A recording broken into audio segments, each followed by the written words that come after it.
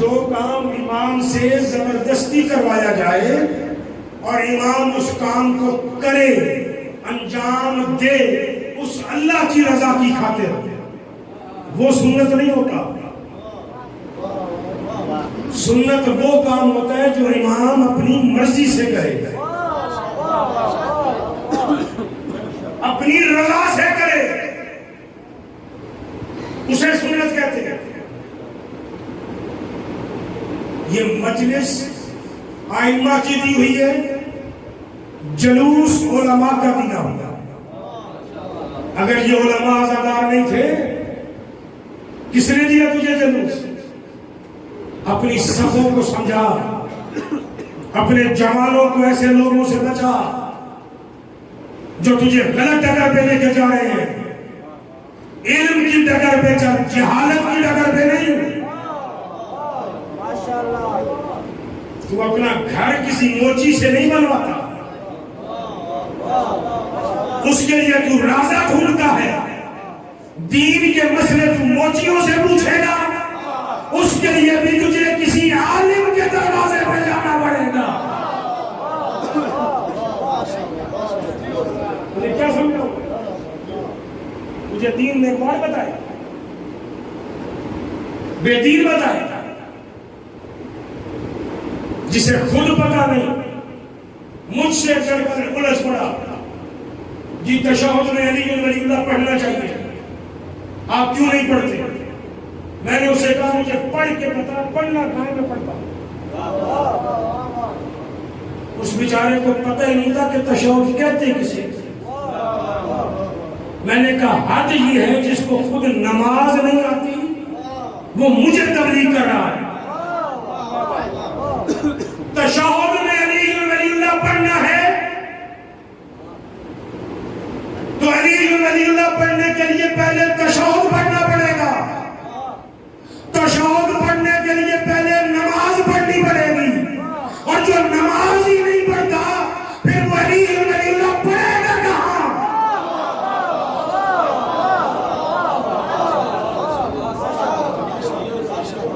منبر پہ کھڑے ہو کے کہتا ہے جو تشہد میں علی ولی اللہ نہیں پڑھتا وہ حلالی نہیں، کہتا ہے یہ نہیں، کہتا ہے نا جو تشہد میں علی ولی اللہ نہیں پڑھتا وہ حلالی نہیں، جو پورا تشہد ہی نہیں پڑھتا وہ کیا ہے؟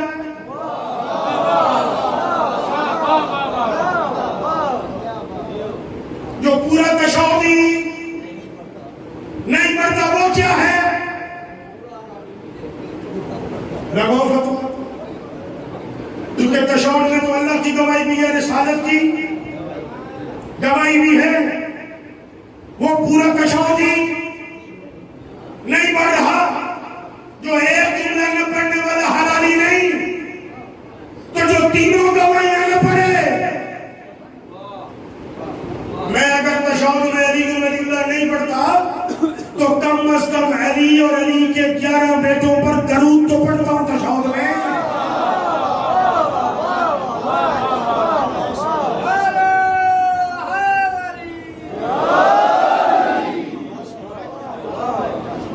اپنے آپ کو سنبھال، ایسے لوگوں کے شر سے بچ، اپنے آپ کو خود بھی بچ، اپنی نسلیں بھی بچا۔ یہ شیعت کا چہرہ بگاڑنے کے لیے تیرے اور میرے اندر داخل کیے گئے ہیں۔ ہماری مرجعیت کا دشمن شیعت کا دشمن ہے، وہ میری عزاداری کا دشمن ہے، وہ میرے ماتم کا دشمن ہے، وہ میرے مجلس کا دشمن ہے۔ ضروری نہیں کہ ماتم قمیض اتار کے کیا جائے، عبادت ہوتی ہے استطاعت کے مطابق۔ میں جو تجھے کہوں کہ تو حسین کی زیارت میں حج پہ جا رہا ہے، 70,000 حجوں کا ثواب لینے جا رہا ہے حسین کی زیارت کے لیے، جہاز پہ کیوں نہیں جاتا، پیدل کیوں جا رہا ہے؟ جواب کیا دو گے؟ جہاز میں جانے کی میری استطاعت ہے۔ اب اگر ایک بندے کی حلقے میں کھڑے ہو کے دونوں ہاتھوں سے ماتم کرنے کی طاقت نہیں تو وہ ایسے ماتم کر رہے تو کیا ماتم نہیں؟ دو فتویٰ ماتم نہیں. نمازی سجدہ کیسے کرتا ہے؟ دونوں ہاتھ زمین پہ رکھتا ہے, پیشانی زمین پہ رکھتا ہے. ایک بندے کو کمر کی تکلیف ہے, وہ سجدے گاہ اٹھا کے پیشانی پہ رکھتا ہے, بول اس کی نماز نہیں. اس نے زمین سجدے گاہ پہ نہیں رکھی, سجدے گاہ اٹھا کے زمین پہ رکھی ہے, بول نماز نہیں. دو فتویٰ. نماز ہے یا نہیں ہے؟ تو جو دونوں ہاتھوں سے ماتم کر رہے ہیں اس کو اللہ نے اتنی طاقت دی ہے وہ کرے, جو ایک ہاتھ سے کر رہے ہیں اسے برا نہ سمجھے, اس کی استطاعت اتنی. اس بات پہ کیا جگہ؟ اپنے آپ کو حسین کا ماتمی بنا, چاہے ایک ہاتھ سے کر یا دونوں ہاتھوں سے, لیکن اپنی نسل میں یہ امانت دے, اس میں خیانت نہ کر. اور جو بندہ آج کے دور میں علماء کا احترام نہیں کرتا, اس سے اپنے آپ کو بھی بچا, اپنی نسل کو بھی بچا, کیونکہ وہ تیری شیعت کا دشمن ہے, وہ آزاداری کا دشمن ہے, وہ تیرا مرکز توڑنا چاہ رہا ہے. اگر بندہ مرکز کے ساتھ مضبوط ہو پھر ہزاروں میل دور کیوں نہ ہو تب بھی طاقت ہوتی, اور بندہ مرکز سے ٹوٹ جائے, مرکز کے سائے میں بیٹھا ہو طاقت نہیں ہوتی. دین کا ٹھیکیدار نہ بن, شیعت کا ٹھیکیدار نہ بن, عزاداری کا ٹھیکیدار نہ بن. تیرا لگا کیا عزاداری پہ؟ 100 دے کے نیاز کی, اشرے کی 5 لاکھ فیس, اس کے علاوہ تم نے عزاداری پہ کیا لگایا؟ بتائیں مجھے کیا خرچہ ہے آپ کا عزاداری پہ؟ بڑی مجلس کرواتے ہوں گے آپ, زیادہ سے زیادہ خرچہ 20 لاکھ, اس سے زیادہ خرچہ ہے آپ کا؟ میں شاید حساب کروں تو یکم محرم 1941 سے لے کر 1441 سے لے کر یکم محرم 1442 تک پورے سال میں آپ نے عزاداری پہ 50 لاکھ نہ لگائے, اس سے کم لگائے. آپ کے شہر کی بات کر رہا ہوں, پھر تو عزاداری کا ٹھیکیدار بن جائے گا. ظلم ہے خدا کی قسم. فیسیں لینے والا بھی ٹھیکیدار ہے, دینے والا بھی ٹھیکیدار ہے. دینے والا دے رہے اپنی نمود و نمائش کے لیے, لینے والا دے رہے اپنے ریٹ بڑھانے کے لیے. درد اس کو بھی نہیں ہے, درد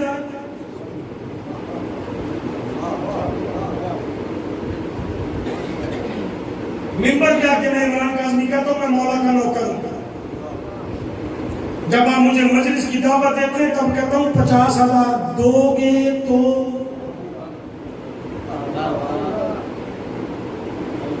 کیسا نوکر ہوں؟ ہاتھ جوڑ رہا ہوں کہ بات سمجھ میں آ جائے. ممبر پہ ہاتھ جوڑے میں مولا حسین کا نوکر ہوں. مجلس کی دعوت 50,000 دو گے تو آؤں گا. اب اگر ممبر پہ بیٹھ کے میں کہوں میں مولا کا نوکر ہوں تو آگے سے جواب دینا کاظمی تو نوکر نہیں, نوکر میں ہوں, تو کاروباری ہے, 50,000 میں نے دیا ہے.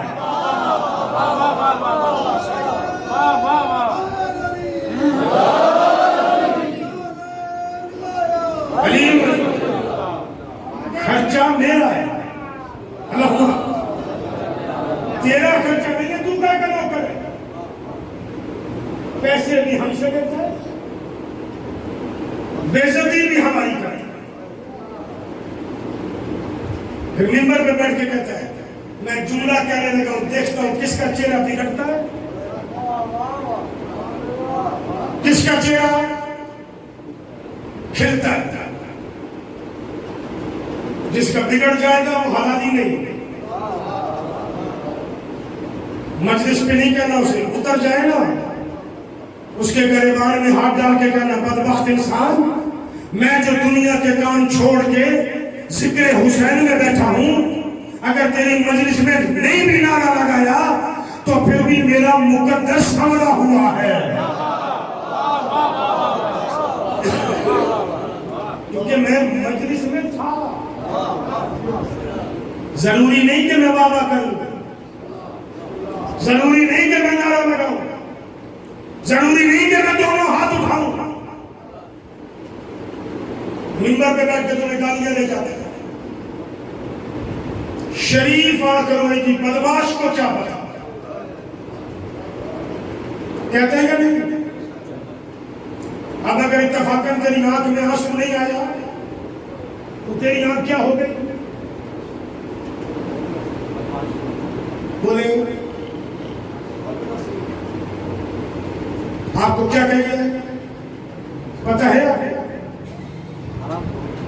آنکھ میں آنسو آنا بھی بدنصیبی نہیں، آنسو بہنا آنا بھی بدنصیبی نہیں۔ اگر آنسو کا آنا واجب ہوتا نا تو محمد 3 باتیں کر کے نہ جاتا، مصطفیٰ نے 3 باتیں کی، روئے، رلائے، رونے کی شکل بنائے، جنت واجب ہے۔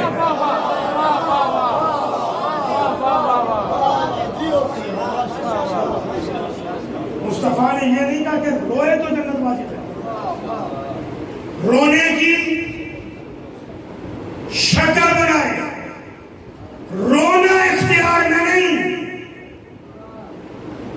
شکل بنانا اختیار میں ہے۔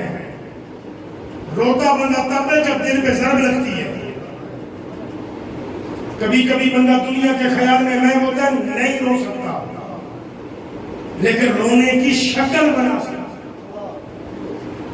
مصطفیٰ نے کہا جو رونے کی شکل بنائے اس پر بھی جنت واجب ہے۔ تیرا اور میرا دین پہ خرچہ کوئی نہیں، خرچہ ہے علی کی بیٹی کا۔ 5 خرچے سن، بات ختم کر دوں۔ علی کی بیٹی کے پہلا خرچہ زہرا کی قبر چھوڑنا، اجرا کو میں لگ گیا، اجرا کو۔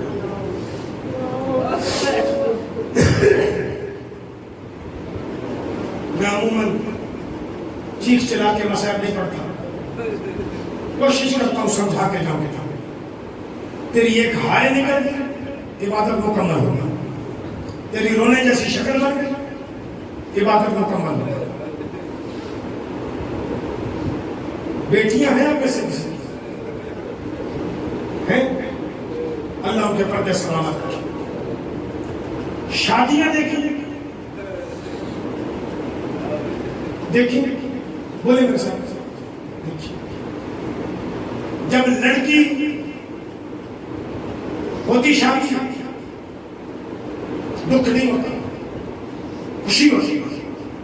جب لڑکی خوشی میں شادی میں اپنے ماں باپ کا گھر چھوڑ کے جاتی ہے، ہنس رہی ہوتی ہے یا رو رہی ہوتی ہے؟ بولو، رو رہی ہوتی ہے۔ یعنی عورت کے لیے ماں باپ کا گھر چھوڑنا کوئی آسان نہیں ہے۔ اگر شادی میں بھی چھوڑے گا تب بھی روتی ہے، اندازہ لگا جو مصیبت میں چھوڑ رہی ہو، اور جو ماں کی قبر پہ بیٹھ کے کہہ رہی ہوں اماں 9 بھائی لے کے جا رہی ہوں، سال کے بعد جب آؤں گی کوئی بھائی نہیں ہوگا۔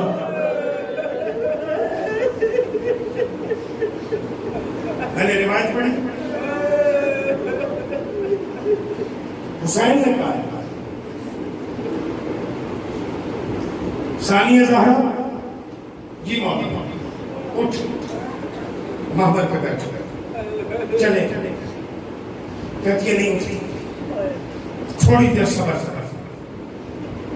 پھر حسین نے کہا عباس ایک مرتبہ تو کہو کہتی ہے غازی چپ کر صبر حسین نے کہا اکبر ایک مرتبہ تو کہو اکبر کو کہتی ہے بیٹا چپ کر صبر ابھی نہیں اٹھی چوتھی مرتبہ کسی نے کہا بھی نہیں خود ہی اٹھی اٹھ کے کہتی اماں میں سقیفے کے دربار والی نہیں تیری بیٹی ہوں تیرے وعدے پہ اعتبار ہے یہ جملہ سن کے حسین مولا کہتے ہیں ثانیہ زہرا کون سے وعدے کیسا اعتبار ماں کی قبر پہ بیٹھی کہہ رہی تھی اماں میرا سفر بڑا مشکل ہے اماں ہر قدم پہ مصیبت زیادہ ہے اماں میں برداشت کیسے کروں گی کافی دیر کے بعد میری ماں زہرا بولی ہے کہہ رہی تھی زینب گھبرا نہیں ہر قدم پہ تیرے ساتھ چلو میں بقیے میں نہیں بیٹھوں گی حسین ایک وعدہ تو عجیب کیا ہے مجھے کہہ رہی تھی کہ زہرا کہہ رہی تھی کہ زینب گھبرا نہیں تو 72 قدم پہ کھڑی ہوگی اگر میری گردن حسین کی گردن پہ نہ ہو مجھے زہرا نے کہا اب چل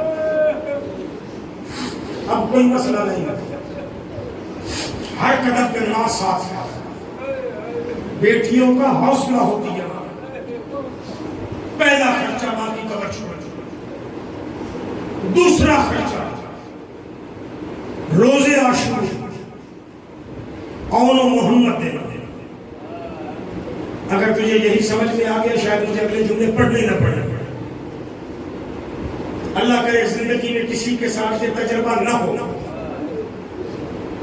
اللہ ہر ماں کے بچے کو سلامت رکھے خدا نہ خواستہ اگر کسی نوجوان بچے کا ایکسیڈنٹ ہو جائے نا باپ گھر سے جانے لگے تو ماں کہتی ہے کسی اور کو لے جائے کہ نہ لے جائے تیری مرضی مجھے لے جائے پتہ نہیں میرے بچے کا حال کیا ہوگا اون و محمد نے زین چھوڑی حسین اٹھائے کہ جاؤں جا کے اون و محمد کو اٹھا لاؤں دیکھ کے کہتی ہے زہرا کا لال کدھر جا رہا ہے اون و محمد کا جنازہ اٹھانے بازو پکڑ کے کہتی ہے بیٹھ جا انہیں کوئی دفنا دے گا میں تیری زیارت کر لوں تھوڑا خرچہ آج بھی کربلا کا بات ہر شہید گنج شہداء میں دفن ہے زینب کے بیٹے دفن ہے 12 میل دور نہ خود گئی ہے نہ بھائی کو جانے دی کیسی بات بیٹھ تیری زیارت کر لوں پہلا خرچہ زہرا دوسرا خرچہ اون و محمد تیسرے خرچے کا نام ہے اکبر اپنے بیٹوں کے جانے پہ نہیں تڑپی سرکار باقی فرماتے ہیں جب میرا چاچا اکبر خیمے سے باہر نکل رہا تھا تو میری دادی زینب یوں سر پہ ہاتھ رکھے رو کے کہہ رہی تھی اکبر ارحم علی غربتنا اکبر ماں کی غربت پہ رحم کر اجر دو خرچے ہو عبادت مکمل ہو پہلا خرچہ قبر زہرا دوسرا اون و محمد تیسرا خرچہ اکبر یہ بہت بڑا خرچہ ہے اون و محمد کے جنازے پہ حسین کو نہیں جانے دیا لیکن شیخ مفید فرماتے ہیں یہ وہ خرچہ ہے کہ اکبر کے جنازے پہ حسین سے پہلے خود آئی پھر جگر دیکھنا علی کی بیٹی چوتھا خرچہ حسین 11 محرم کو جب حسین کی لاش لے آئی ہے پوری روایت نہیں پڑھ رہا تیر ہٹائے پتھر ہٹائے تلواریں ہٹائیں نیزے ہٹائے. جب حسین کی لاش سامنے آئی پسے گردن بندے ہاتھوں کو سامنے لائیے. حسین کی لاش کے ٹکڑوں کے نیچے دیے. لاش حسین اٹھائیے, سینے کے قریب لائیے, منہ پہ بوسہ دیا, گردن پہ بوسہ دیا. آسمان کی طرف دیکھ کے کہتی ہے اللہم تقبل منا لہذا القربان, میرے اللہ زینب کی قربانی قبول کر.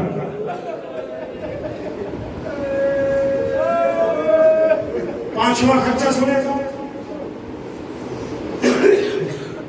قبر زہرا